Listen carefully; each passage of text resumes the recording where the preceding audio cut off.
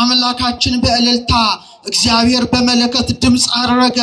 ዘምሩ ለአምላክነ ዘምሩ ለአምላካችን ዘምሩ ለንጉሳችን ዘምሩ እያለ በእውነት አምላክ ወልደ አምላክ ንጉሠ ነገሥት ኢየሱስ ክርስቶስ ወደ ሰማይ በሚያደርግበት ጊዜ መላእክት ነገደ መላእክት በሙሉ እየዘመሩለት መላእክት ቀንደ መለከት እየነፉ ወደ ሰማይ ማድረጉ ተገልጦለት ዘምሩ ለአምላካችን ዘምሩ ዘምሩ ለንጉሳችን ዘምሩ ካለ በኋላ ምን አለ?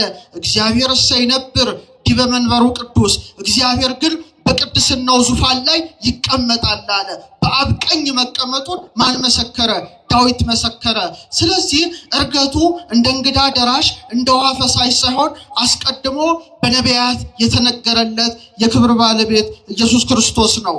ዳግመኛም ዳዊት በመዝሙር 67 ቁጥር 18 እና እዛው ቁጥር 33 ላይ ስትመለከቱ 5500 ዘመን በዲያብሎስ ተማርከው የነበሩትን ነፍሳት ነፃ አውጥቶ ወደ ገነት ካስገባ በኋላ በ40ኛው ቀን እንደሚያርግ ተገልጦለት ምርኮን ማርከ ወደ ሰማይ አረካለ። ምንን ማርከ?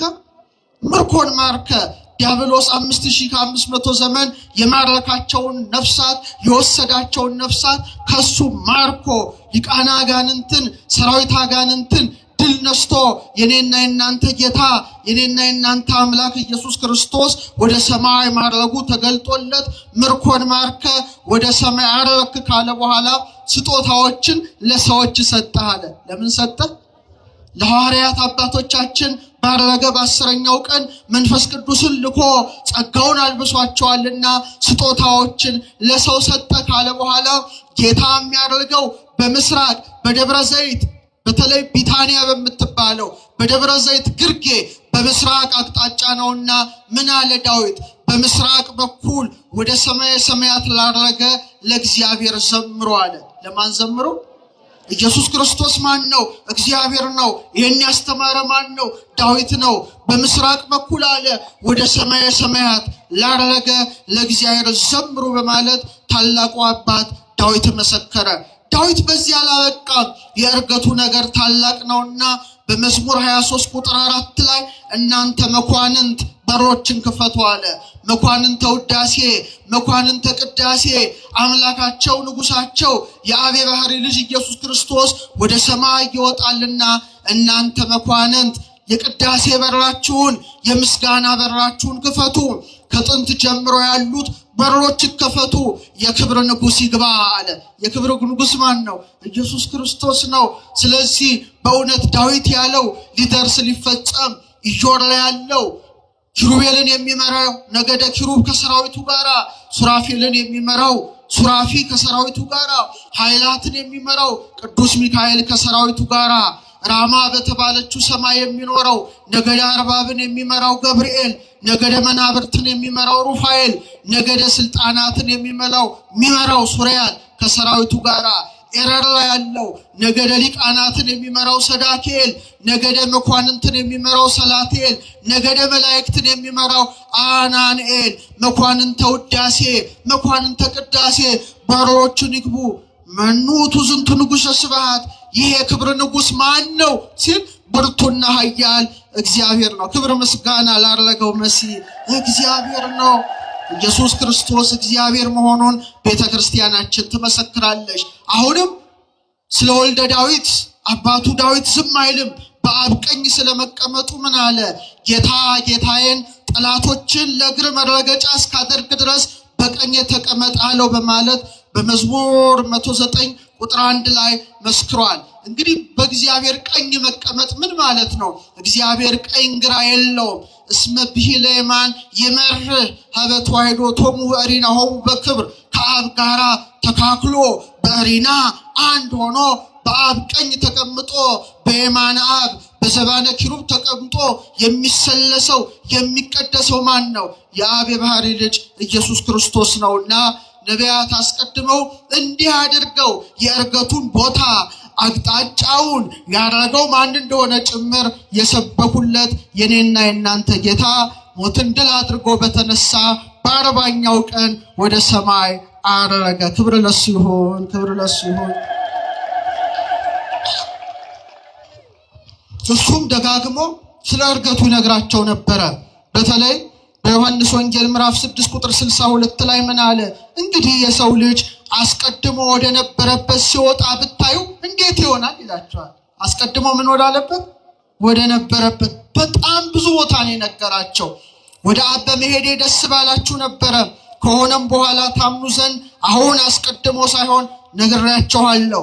ዮሐንስ ወንጌል ምዕራፍ 14 ቁጥር 28። እንደገና ቁጥር 16 ቁጥር 5 ላይ አሁን ግን ወደ ላከኝ እሄዳለሁ፣ ከናንተ ወዴት ትሄዳለህ ብሎ የሚጠይቀኝ የለም፣ ወደ አብ ስለሚሄድ ከዚህ በኋላ ስለማታዩኝ ነው እያለ በእውነት ወደ አብ እንደሚሄድ እንደሚያደርግ ማን ነገራቸው? ክርስቶስ ነገራቸው። ሞትን ድል አድርጎ ከተነሳም በኋላ ማርያምን ምንድን ነው ያላት? ማርያም መግደላዊትን ገና ወደ አባቴ አላራኩምና ምን አትበይ አትንኪኝ ይላታል። ስለዚህ እንዲህ ያደረገ ራሱ ባለቤቱ ኢየሱስ ክርስቶስ ስለ እርገቱ እየነገራቸው በእውነት ሞትን ድል አድርጎ ከተነሳ በኋላ ስንት ቀናት ከነሱ ጋር ቆየ? 40። እስቲ በሉ ድገሙት እስቲ።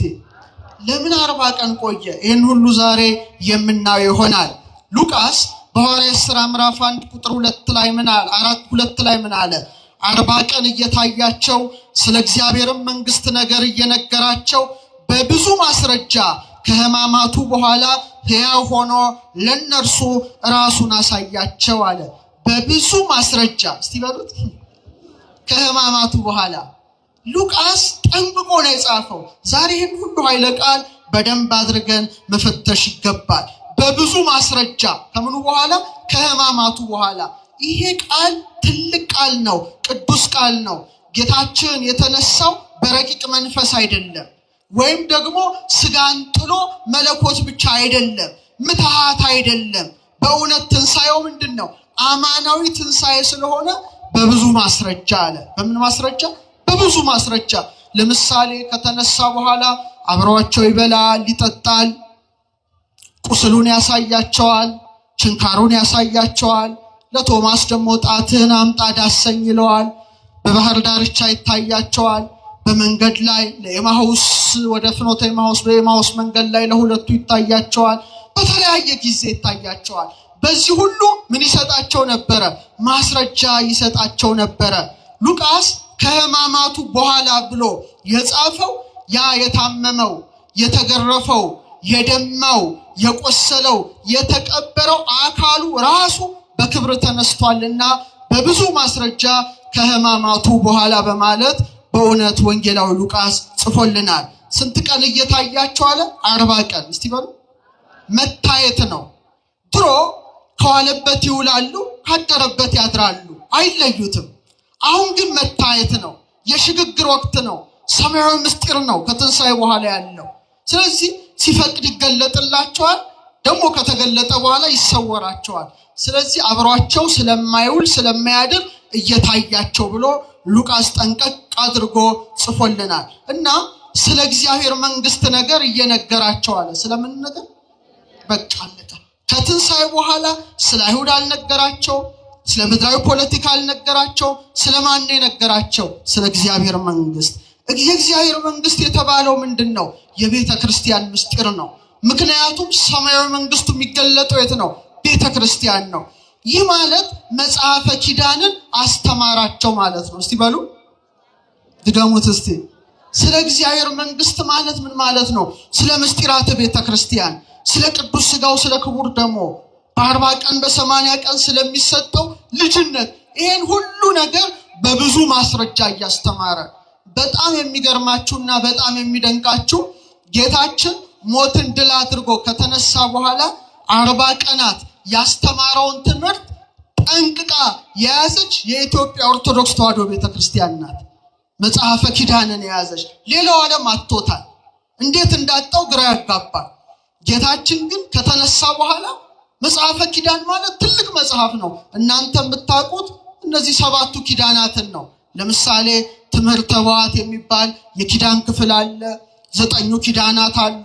በእንተ ቅድሳት ዲያቆኑ ሲያነብ ትሰማላችሁ። እግዚአብሔር ዘብርሃናት አዲስ አማኝ ሲመጣ የሚጠመቅበት፣ በሰማይ ያሉ ዲያቆኑ ቅዳሴ ላይ የሚናገረው ቅዳሴ እግዚእን ታውቃላችሁ። ስጋውን ተቀብላችሁ ወደ ደሙ ስትመለሱ ቅዱስ ስሉስ። ይሄ ሁሉ ጌታ ካስተማረው የተውጣጣ ነው እንጂ ትልቅ መጽሐፍ ነው። ለዚህ ነው ዛሬ ዩቲዩብ ላይ ብትመለከቱ በጣም ታዋቂ የፊልም አክተሮች የጌታን የስቅለቱን ፊልም ሰርተዋል። ለምሳሌ ሚል ጊብሰን የሚባል አንድ የሆሊውድ አክተር ዳይሬክት ያደረገው ብዙዎቻችን አይተነው ሊሆን ይችላል። ዘ ፓሽን ኦፍ ክራይስት የክርስቶስ ሕማማት የሚል ፊልም አለ። አሁን ይሄ ሰው ኦን ዘ ሪሰረክሽን ማለትም የትንሣኤውን መስራት አስቧል። ሲሰራ ግን ጌታ ከተነሳ በኋላ 40 ቀን ያስተማረው የት ነው የሚገኘው ነው? የት ይገኛል? መጽሐፍ ቅዱሱ ምንም አይናገርም። አረገ በአባቱ ቀኝ ተቀመጠ ይላል። ሉቃስ ደግሞ በብዙ ማስረጃ መሲህ ክርስቶስ ያስተማረውን ትምህርት መጽሐፈ ኪዳን ብላ የያዘችው እቺ ታላቅ ቤተክርስቲያን ስለሆነች ለጌታ ትንሣኤ ፊልም ከተሰራ ምንጩ ለኢትዮጵያ ኦርቶዶክስ ተዋሕዶ ቤተክርስቲያን ብቻ በመሆኗ ዘኢትዮፒክ ባይብል የኢትዮጵያው መጽሐፍ ቅዱስ ተብሎ ዛሬ የፈረንጆችን ዩቲዩብ ጭምር ዛሬ ለምሳሌ የአርቲፊሻል ኢንተለጀንስ ጊዜ ነው አይደል? ኤአይ ታውቃላችሁ አይደል? ስለዚህ ላብራራላችሁ አንችልም። ጊዜው በጣም ፈጥኗል እና ትልቁ ኤአይ ግሮክ ኤአይ ይባላል። የዓለም ትልቁ ባለሀብት ማን ነው? ኤለን መስክ ነው አይደል? ቴክኖሎጂውን የሚመራ ነው። ይሄ ሰው የሰራው በብዙ ቢሊዮን ዶላር ያበለጸገው ሰው ሰራሽ አስተውሎት የሚባል አለ፣ መረጃ የሚሰጥ። ይሄ መረጃ የሚሰጠው ይሄን የኢትዮጵያ ኦርቶዶክስ ተዋሕዶ ቤተክርስቲያን መጽሐፍ ቅዱስን ሲያስገቡለት ተንትኖ በዓለም ላይ ስለ ክርስቶስ ትንሣኤ በብቸኝነት መጽሐፉን የያዘችው የኢትዮጵያ ቤተክርስቲያን እንደሆነች በእውነት ተመስክሯል። ደስ ይበላችሁ። ይሄ ትልቅ ነገር ነው። እንደ ቤተክርስቲያን ቀላል አይደለም። ዓለምን ያነጋገረ ዜና ነው። ስለዚህ በብዙ ማስረጃ መጽሐፈ ኪዳንን አስተምሯል። የሚገርማችሁ አንዱ ትልቁ መጽሐፈ ኪዳን ስለ ጥጦስ ይናገራል፣ ስለ ሐሳዊ መሲህ ይናገራል፣ ስለ ምጽአት ይናገራል። አንዱ ደግሞ እንደ አንቀጽ በእንተ ስርዓትን ያስተምራል። ስለዚህ የክብር ጌታ ንጉሠ ነገሥት ኢየሱስ ክርስቶስ በእውነት የትንሣኤውን እውነት ያረጋገጠበት፣ የሐዋርያትን ፍርሃት ያስወገደበት፣ የቤተ ክርስቲያንን ስርዓት የተከለበትን 40 ቀናት ሙሉ ሐዋርያትን ሲያስተምር ቆየ። ስንት ቀናት? ለምን 50 ቀን አላስተማረም? ለምን 30 ቀን አላስተማረም? ለምን 40 ቀን መረጠ? ይሄ ትልቅ ምስጢር ነው፣ በከንቱ አይደለም። የመጀመሪያው አባት የሰው ልጆች ማን ነው? አዳም ነው። አዳም በተፈጠረ በ40ኛው ቀን ወዴት ገባ? ኩፋሌ ስታነቡ ወደ ኤዶም ገነት ገባ። አዳም የእግዚአብሔር ብረት ወዳለበት የብርሃን ቦታ ወደ ሆነው የክብር መኖሪያ ወደ ሆነው የሕይወት ዛፍ ወደ ተተከለበት ወደ ኤዶም ገነት ገባ። ሁለተኛው አዳም ማን ነው? ኢየሱስ ክርስቶስ ነው። ጳውሎስ ምን አለ? የመጀመሪያው ሰው አዳም ሕያው ነፍስ ሆነ፣ ኋለኛው አዳም ሕይወትን የሚሰጥ መንፈስ ሆነ።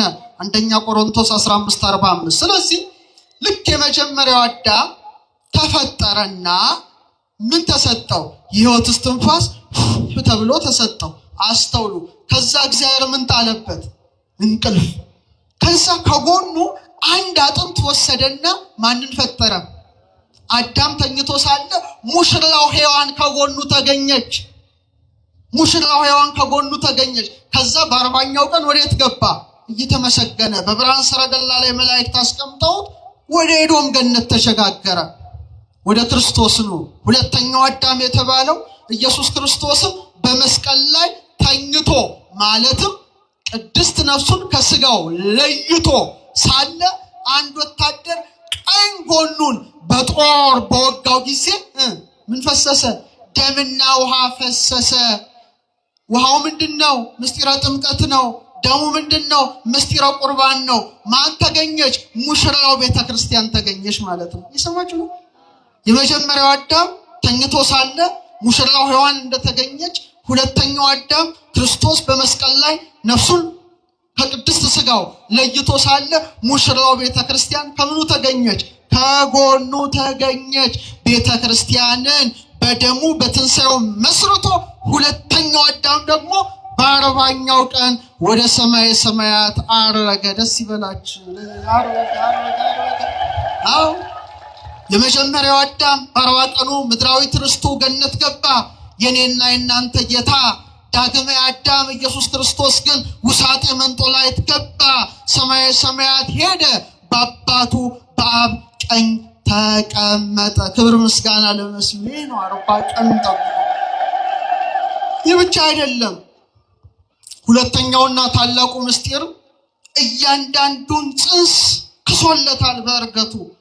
ለምሳሌ ዛሬ ሰዎች ሲጸነሱ ልክ በ40ኛው ቀን የሚፈጠር ነገር አለ። ተስዕሎተ መልክ ይባላል። እስቲ በሉ ምን ማለት ነው? ዘር ከእንቁላል ከደም ጋር ሲገናኝ ውሃ ነው፣ ፈሳሽ ነው። በኋላ ግን ቅርጽ እየሰራ ይሄዳል። ልክ በ40 ቀኑ በመሳሪያ ብትመለከቱት የሰው ቅርጽ ይይዛል። የሰው ቅርጽ ቢሰራም ይከብርበት፣ ባይሰራም ይደይበት፣ በጎ ቢሰራም ይጸድቅበት፣ ክፉ ቢሰራም ይኮነንበት፣ ሕዋሳቱ ይቀረጻል። ስለዚህ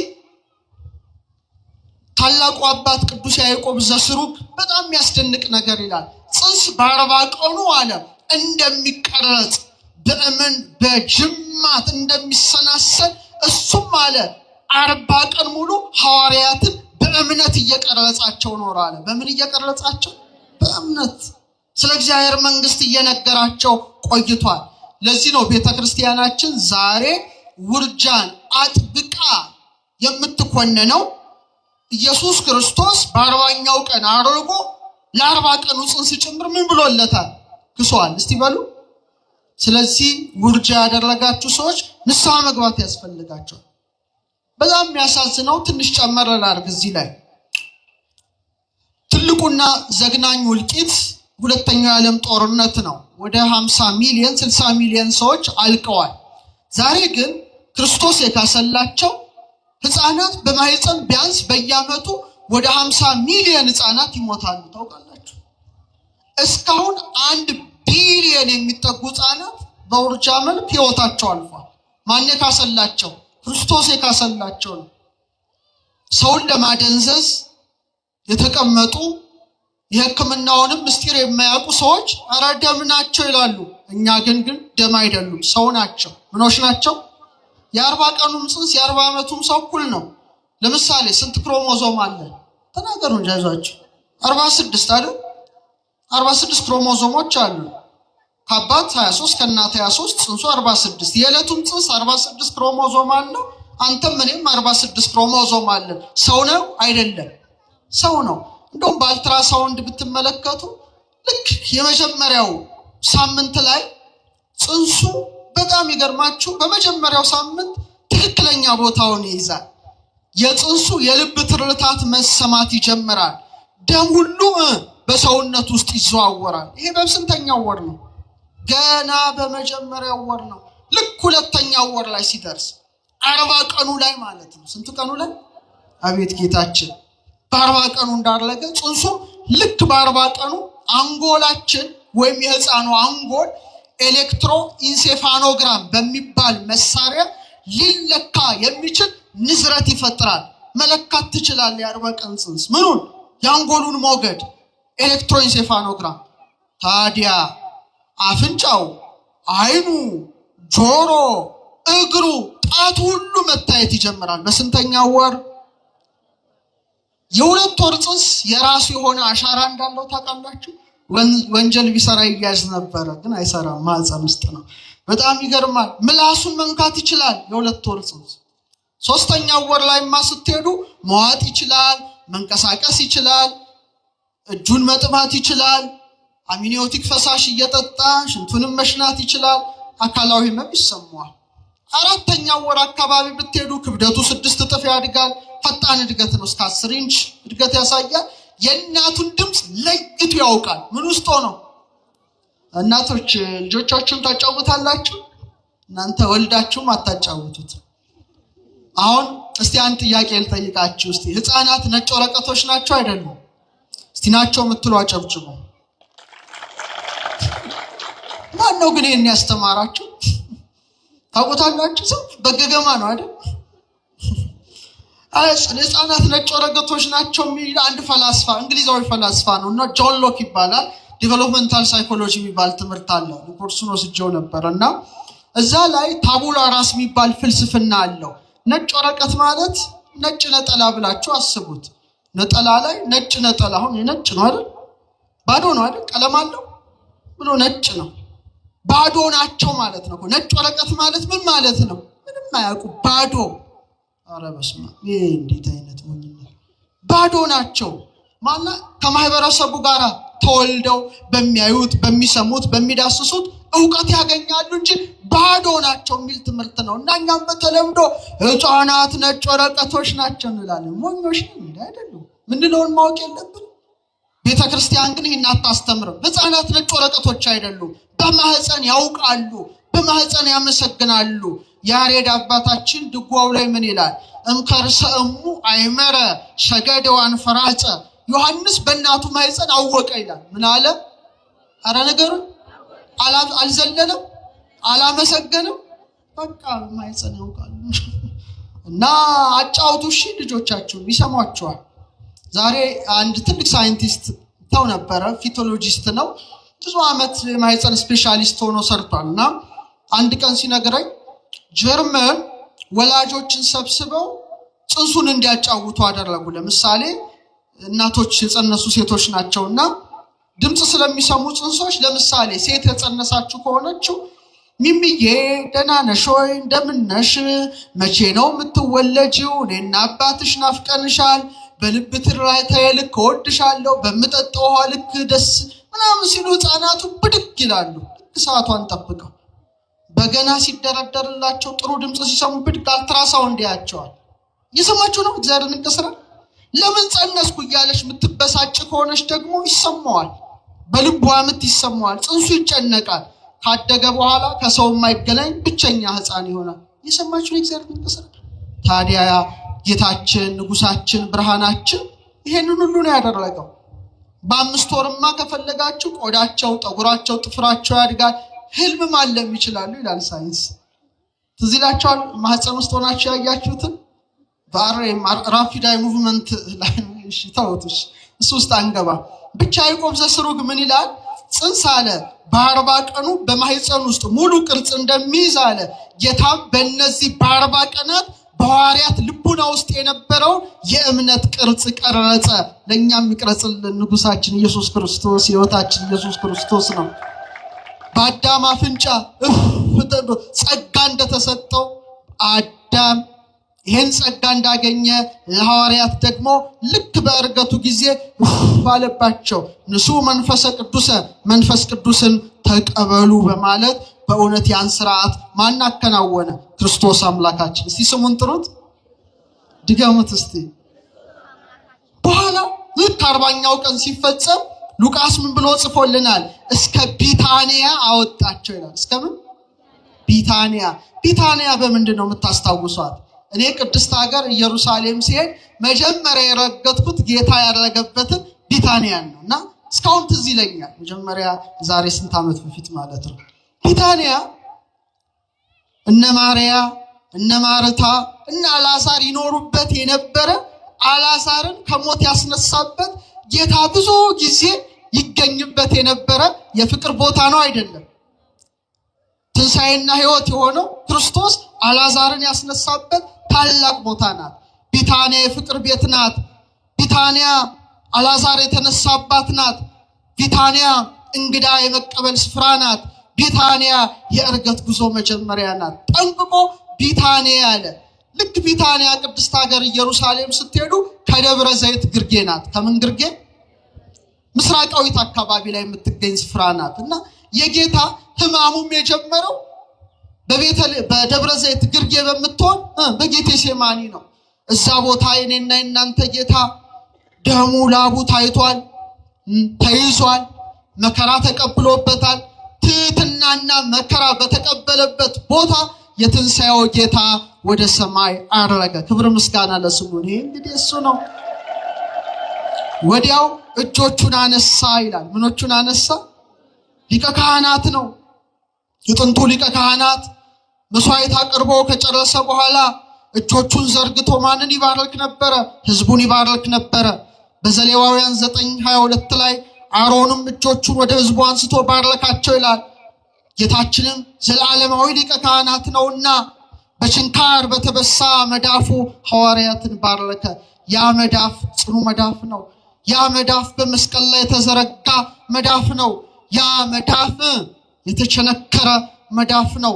ወበቅንዋቲው ሰበረ ለነ ቀኖተ ሞት፣ ተቸንክሮ የሞት ችንካርን ከኔና ከናንተ ባስወገደበት መዳፉ ሐዋርያትን የባረከ ጌታ እኔና እናንተንም ይባርከንና ባረካቸው አለ።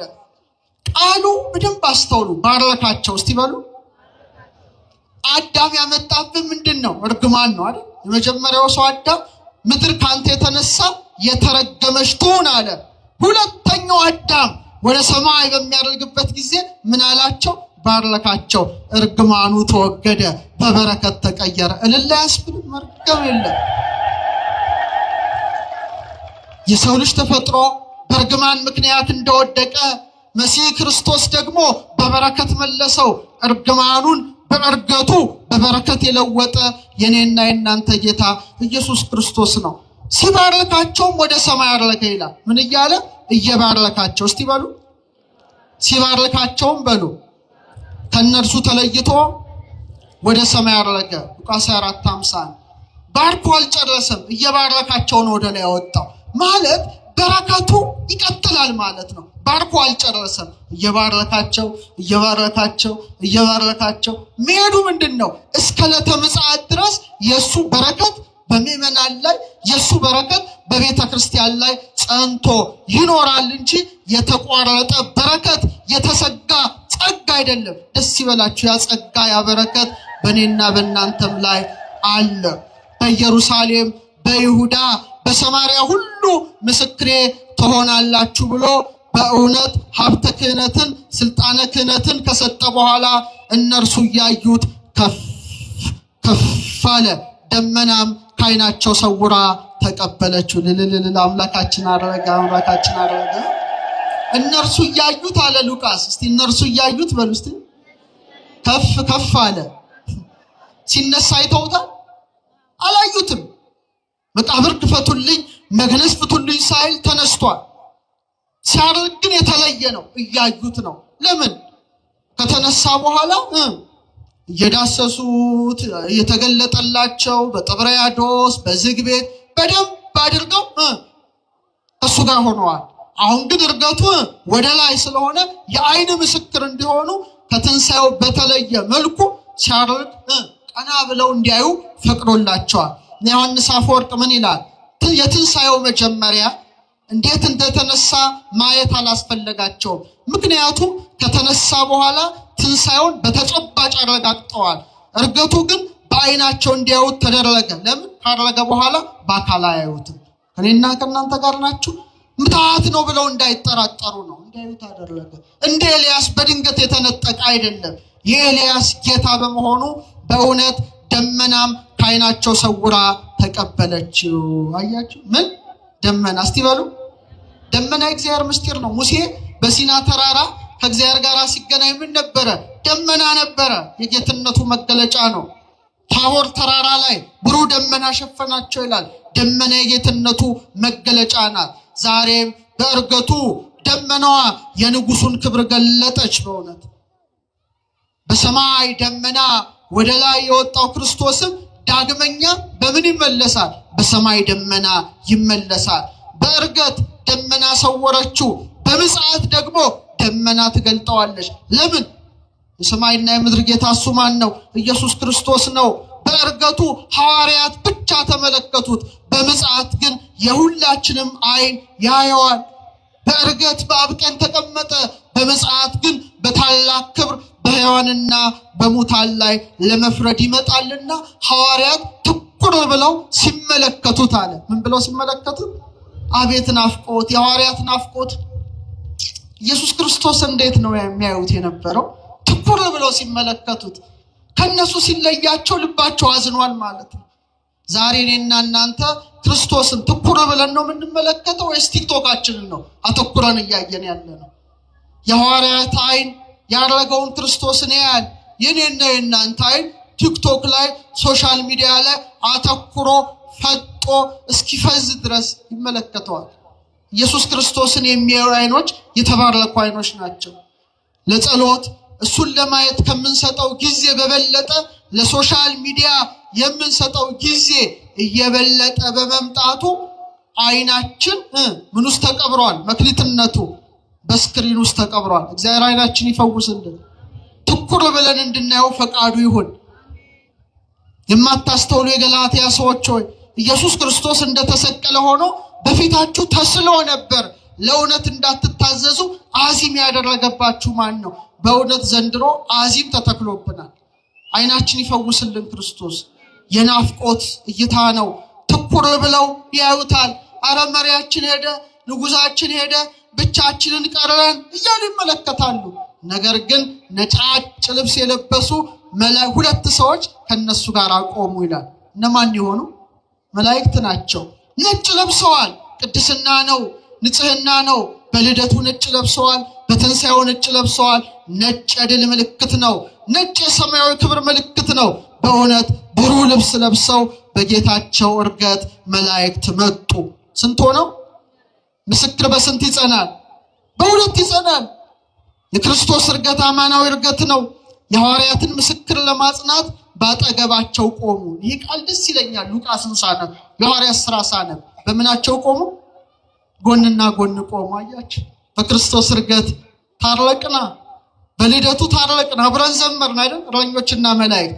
በዕርገቱ ደግሞ ጎንና ጎን ቆም። ደስ ይበላቸው ኦርቶዶክሳውያን፣ ደስ ይበላ። ከመላእክት ጋር አብረን ቆመናል ማለት ነውና ምን አሉ? ይገለል አንተሙ ሰባ ገሊላ ምንትኑ ቆምክሙ ትራዩ ሰማይ። እናንተ የገሊላ ሰዎች ሽቅብ ሽቅብ እየተመለከታችሁ ስለምን ቆማችኋል? በቃ አትቁሙ ነው። ከዚህ በኋላ አገልግሎት ነው። የመመልከት የናፍቆት ጊዜ አብቅቷል። አሁን የሥራና የጉዞ ጊዜ ነው። ቤተክርስቲያን አትቆምም። ቤተክርስቲያን ሁሌ መሄድ አለባት። ለምን ቆማችሁ? እኔን ቤተክርስቲያን የማደንቀው አልቆምም። ሁሌ ወንጌል ምን ይላል ንገሩኝ እስቲ። ይሰበክበታል ማለት ነው። አሁን የመቆም ጊዜ አይደለም፣ የመሄድ ጊዜ ነው። ስለምን ቆማችሁ? ዝውቱ ኢየሱስ ዛርገ ማቤክሙ ውስተ ሰማይ። ይህ ወደ ሰማይ ያረገው ማን ነው? ኢየሱስ ክርስቶስ ነው። ወደ ሰማይ ሲያርግ እንዳያችሁ ተመልሶ ይመጣል። ደስ ይበላችሁ። ይመጣል። በቃ ያረገው የተዋህደው ሥጋ ነው። ተመልሶ ይመጣል በማለት በእውነት በግልጽ በአይን ወደ ሰማይ ሲያርግ ያዩት ኢየሱስ ክርስቶስ በታላቅ ክብር እንደሚመጣ ለአባቶቻችን ለሐዋርያት የነገሩበት ታላቅ በዓል ነውና እንኳን አደረሳችሁ። አመስግኑ፣ አመስግኑ። አሁን የምነግራችሁ ምስጢር ግን ትንሽ ረቀቅ ስለሚል ዝግጁ ናችሁ? ጌታችን ያረገው መቼ ነው? ቅጠኑ በ40ኛው ቀን። ወሩ ምንድን ነው? ግንቦት 8። አሁን ልደቱን እና ዕርገቱን ሰማይ ላይ ነው የምንመለከተው። ሁሉም ነገር ሰማይ ላይ አልቋል። ሰማይ ማለት ትልቅ የእግዚአብሔር መጽሐፍ ነው። ፊደላቱ ከዋክብቱ ናቸው። ሰማይ ላይ ያለውን ምስጢር ምድር ላይ ገልጾታል። እንዴት እንደገለጸው አሳያቸዋለሁ። ዝግጁ ናችሁ? ዕርገቱ ሰማይ ላይ አለ፣ ሁሌ እናየዋለን። ለምን ታኅሳስ ተወለደ አስባችሁ ታውቃላችሁ? እሺ ተውት። ሰማያት ይነግራ ስብሐተ እግዚአብሔር፣ ሰማያት የእግዚአብሔርን ክብር ይናገራል ይላል መጽሐፍ። ፀሐይ የተፈጠረችው በስንተኛው ቀን ነው? አረጣቴን አሳየኋችሁ። በ4ኛው ቀን ነው። በስንተኛው ቀን? አስተውሉ፣ በጣም አስተውሉ። እሺ ፀሐይ በ4ኛው ቀን መጣ። ስንት አቅጣጫ አለ? ምስራቅ፣ ምዕራብ፣ ሰሜን፣ ደቡብ። ስንት? 4 ታላላቅ ከዋክብት አሉ። ስንት ወራት አሉ? 12። ስንት የወራት መጋቢዎች ከዋክብት አደረገ እግዚአብሔር ከፀሐይ ጋር የሚሄዱ 12 መገብታ ወራ። በቃ ጨረሰው እኮ ወንጌል ሰማይ ላይ አለቀ። ፀሐይ በስንተኛው ዕለት ተፈጠረ? መጣ። ንገሩኛ፣ ፍጠኑ። በ4ኛው ቀን እንደመጣ የኔና የናንተ ፀሐይ ኢየሱስ ክርስቶስም ልክ በ4ኛው ትውልድ ላይ መጣ። ያዕቆብ ስንት ልጆች አሉት? 12። የመጀመሪያው ልጁ ማን ነው? ሮቤል። ሁለተኛው ማን ነው? ስምዖን። ሶስተኛው ማን ነው? ሌዊ። 4ኛው ማን ነው? ይሁዳ። ልክ በ4ኛው ትውልድ እውነተኛው ፀሐይ መጣ። ፀሐይ ካለ 4 ሊቃነ ከዋክብት ፀሐይን እንደሚያጅቡ ስንት ወንጌላውያንን መረጠ? ማቴዎስ፣ ማርቆስ፣ ሉቃስ፣ ዮሐንስ 12 ከዋክብት ፍኖተ ፀሐይ አለ። ኤክሊፕቲክ ይባላል። እኛ በአስትሮኖሚው ትምህርት ኤክሊፕቲክ ማለት ፀሐይ የምትጓዝበት መንገድ ነው። ፍኖተ ፀሐይ ይባላል በአቡሻሮ። 12ቱ ከዋክብት በአመት ውስጥ ይከተላሉ ፀሐይ። የሰማችሁ? ስንት መንፈሳውያን ከዋክብት መረጠ እሱ? ኧረ 12 ማናቸው? ሐዋርያት። ልክ እንደ 4 ወቅቶች 4 ወንጌላውያን፣ እንደ 12 ወሮች 12 ሐዋርያት መረጠ። አለቀ። በስንተኛው ወር ተወለደ? መስከረም፣ ጥቅምት፣ ህዳር፣ ታኅሳስ። ያስተዋላችሁ ነው? በጣም ጥሩ፣ በጣም ጥሩ። ታኅሳስ ላይ የሚከሰት ነገር ምን አለ እስቲ ንገሩ። ሰማይ ላይ አይደለም የገና ጀንበር ቶሎ ይመሻል አይደል? በጣም ቶሎ ነው የሚመሻው። በጣም ቶሎ አውሮፓማ ቶሎ ነው የሚጨልመው። እኛ ጋር እንደውም እንትን ላይ ስላለን ኢኩዌተር ላይ ስላለን እንጂ ሌላው ዓለም ቶሎ ይጨልማል። ኢየሩሳሌም ስትሄዱ ደግሞ ክረምት ነው የተወለደበት። በጣም ቀኑ የሚያጥርበት፣ ሌሊቱ የሚረዝምበት፣ ቅዝቃዜ በረዶ ባለበት ወቅት ነው ጌታ የተወለደው። ያረጋው ግን በተቃራኒ ነው። በደንብ አስተውሉ። አሁን አንድ ጥያቄ ልጠይቃችሁ። መብራት በደንብ የሚያበራው ከፍ ብሎ ሲሰቀል ነው ዝቅ ብሎ? ከፍ ሲል ብርሃኑ ይታያል፣ ዝቅ ሲል ትንሽ ነው። አያችሁ፣ ታኅሳስ በእኛ ትምህርት ርደተ ፀሐይ እንለዋለን። ፀሐይ ከምህዋሯ ዝቅ ትላለች። ግን በወሰኔ ጀምሮ ግን ርደተ ፀሐይ ከፍ ብላ ታበራለች። ስለዚህ ቀኑ ይረዝማል አይደል? ታኅሳስ ላይ ቶሎ ነው የሚጨርሰው። ያዕቆብ ዘሥሩግ ምን ይላል? ተመልከት ይላል የሥነ ፍጥረት ጌታ። ፀሐይ ከምህዋሯ ዝቅ በምትልበት ወር እውነተኛው ፀሐይ ዝቅ ብሎ በከብቶች በረት ምን ሆነ? ተወለደ። ዛፎች ቅጠላቸውን በሚያረግፉበት ወቅት ማን ተወለደ? ክርስቶስ ተወለደ። ሁሉም ጸጋው ረግፎ በነበረበት ሰዓት የኔና የናንተ ጌታ ዝቅ ብሎ ተወለደ። ዊንተር ሶልስቲስ ይባላል። ግንቦትና ሰኔ ላይ ግን ይለወጣል። ግንቦት ምን ይሆናል? ብርሃኑ እየጨመረ እየደመቀ፣ ፀሐይም ከምህዋሯ ከፍ እንደምትል እውነተኛው ፀሐይ እየተመሰገነ ወደ ሰማይ አረገ። ክብር ምስጋና ለስሙ። በቃ ይሄ ነው። ስለዚህ ፀሐይ ዝቅ በምትልበት ወር መሲሁ ፀሐይ ክርስቶስ ተወለደ። ፀሐይ ከፍ በምትልበት ወር እርገቱን አደረገ። ይህን ምስጢር ማወቅ በጣም በጣም በጣም ያስፈልጋል። አሁን ጨለማ ተወግዷል፣ ቀኑ ረዝሟል። በክርስቶስ እርገት ጨለማው ዲያብሎስ ተሸንፏል። የኃጢአት ጨለማ ርቋል። የሞት ጥላ ተገፏል። ክብር ምስጋና ላደረገው ንጉሥ። ልክ ፀሐዩ ቡቅ ሲል ከእንቅልፍ እንደምትነቁ ያደረገው ኢየሱስ ክርስቶስ ደስ ይበላችሁ ተመልሶ ይመጣል። እኔና እናንተን ይዞ ወደ መንግስቱ ያሸጋግረናል። በዚያም ከሱ ጋራ በደስታ እንኖራለን። ለዚያ ክብር ሁላችንም ያብቃ። ወስብሐት ለእግዚአብሔር።